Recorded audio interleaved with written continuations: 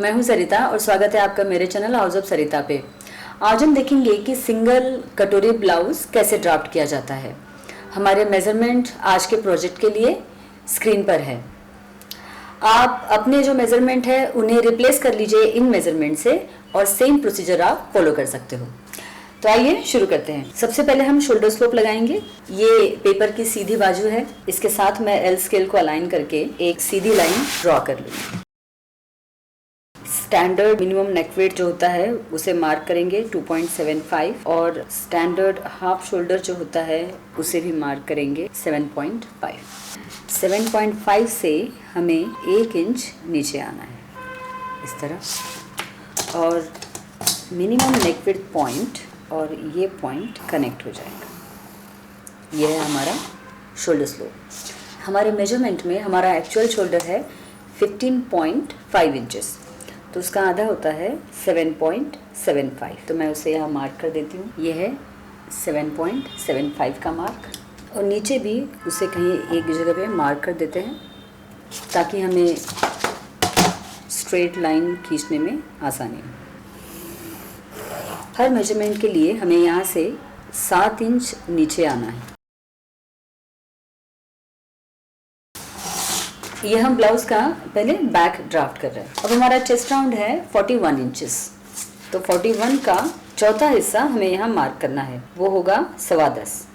उसमें यहाँ मार्क कर देती हूँ। इसमें हमें हाफ इंचेस ऐड करना है।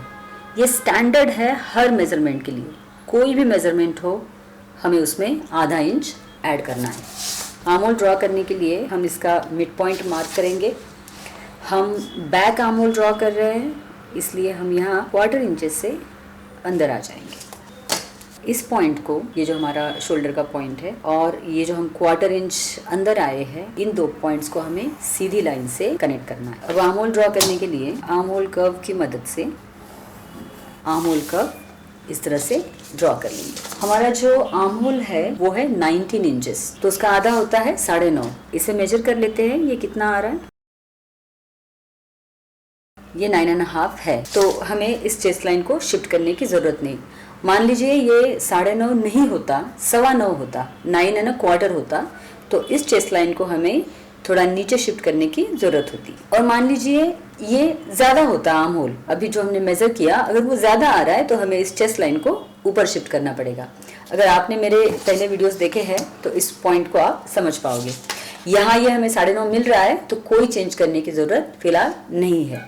यह है हमारा शोल्डर स्लोप। तो इसका भी मिड पॉइंट हम देखेंगे कहाँ आ रहा है। ये 5 और 2 सूत के आसपास है, तो ये 2.5 और 1 सूत मार्क करेंगे। अब ये जो मिड पॉइंट हमें मिला है, यहाँ से हम ब्लाउज का जो बैक लेंथ है उसे मार्क करेंगे 14.5। यहाँ मार्क कर दिया। यहाँ से मैं एक सीधी लाइन मार्क कर लेती हूँ। ये हमारी वेस्ट लाइन है, तो वेस्ट लाइन पे हमें वेस्ट का चौथा हिस्सा मार्क करना है। हमारे मेजरमेंट्स में हमारा वेस्ट राउंड है 36 इंचेस, तो उसका चौथा हिस्सा होता है 9, तो मैं यहाँ 9 मार्क कर रही हूँ। प्लस हमें 1/4 इंच यहाँ ऐड करना है। ये 1/4 इंच यहाँ के डार्ट के लिए होता है। जब हम शोल्डर रिड्यूस करेंगे तो जो डार्ट क्रिएट होगा वो जनरली 1/4 इंच का क्रिएट होता है, लेकिन हम यहाँ डार्ट 1 इंच का देना चाहेंगे, उसलिए मैंने ये 1/4 इंच यहाँ ऐड किया। मैं इन दोनों पॉइंट्स को गाढ़ा कर देती हूँ। इस वेस्ट लाइन को भी मार्क कर ही लेते हैं। ये चेस्ट का चौथा हिस्सा है और ये आधे इंच का जो लूजिंग था, इन दोनों पॉइंट्स को हम यहाँ कनेक्ट कर लेते हैं।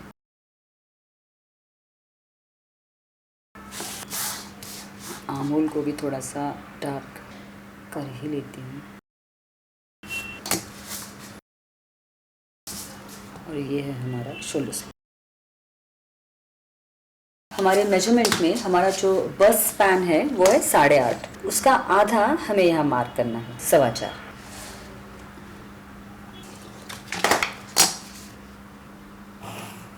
और ये जो डार्ट होता है जनरली हमें 3.5 से 4 इंच का चाहिए होता है। ब्लाउज का लेंथ 14.5 है, तो इसमें हम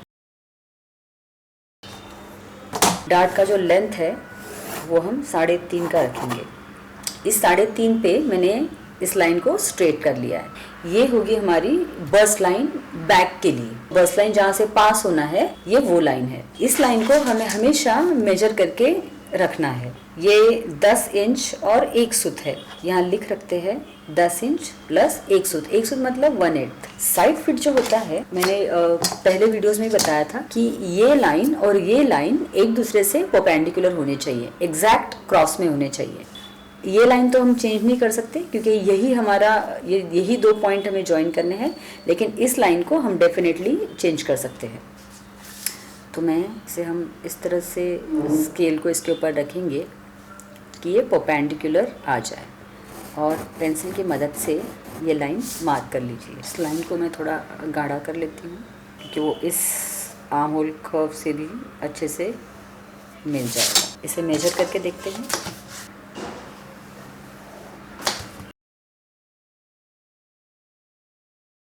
है ना हाफ। अब जो साइड फिट है वो कितना आ रहा है वो भी हमें लिख कर रखना है। ये 7 से बस 1 सूत कम है, तो ये 7 माइनस 1/8। ये जो बस्ट की जो लाइन है मैं इसे भी गाढ़ा कर लेती हूँ। हमारे नेक का जो डेप्थ है वो है 10 इंचेस, तो 10 इंच के लिए हमें यहाँ से 2 इंच शोल्डर जो है वो कम करना होगा, रिड्यूस करना होगा। तो पहले यहाँ पे 2 इंच मार्क कर लेते हैं। इस पॉइंट को मैं एक नाम दे देती हूँ ताकि आसानी से समझ में आए। ये ए पॉइंट और ये है हमारा एपेक्स। यहाँ पर ये पॉइंट, एपेक्स पॉइंट और ये ए पॉइंट हमें इस तरह से जोड़ने हैं कि ये इस एल स्केल पे आ जाए, और एल स्केल का ये जो छोर है ये इस लाइन से टच करे। जहाँ भी वो मेज़रमेंट के हिसाब से टच करता है वहाँ पे हमें डार्ट क्रिएट करना है। देखिए ऐसे, ये मैंने यहाँ स्केल को एडजस्ट कर लिया। अब इन लाइंस को मार्क कर लिया। अब जब हम इसे फोल्ड करेंगे और इस डार्ट को बंद करेंगे तो हमारा शोल्डर अपने आप रिड्यूस हो जाएगा। मैं इसे कट कर रही हूँ।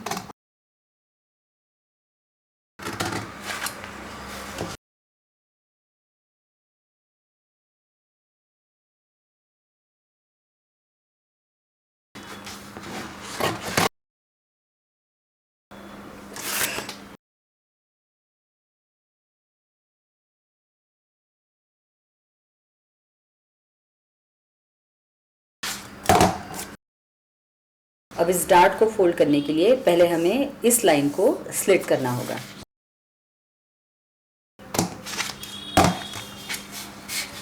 इस डार्ट को बंद करने के लिए पहले मैं इस लाइन पे पेपर को फोल्ड कर लेती हूँ।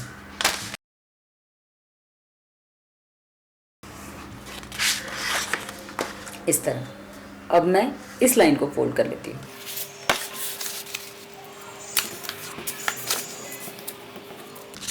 ओके।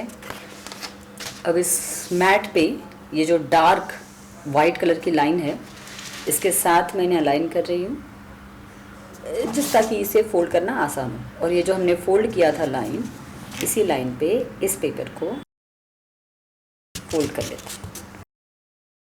तो अगर हम देखेंगे ये इस लाइन के साथ हमारा जो ड्राफ्ट है वो अच्छे से अलाइन हो रहा है। तो ये बैक हमारा रेडी है।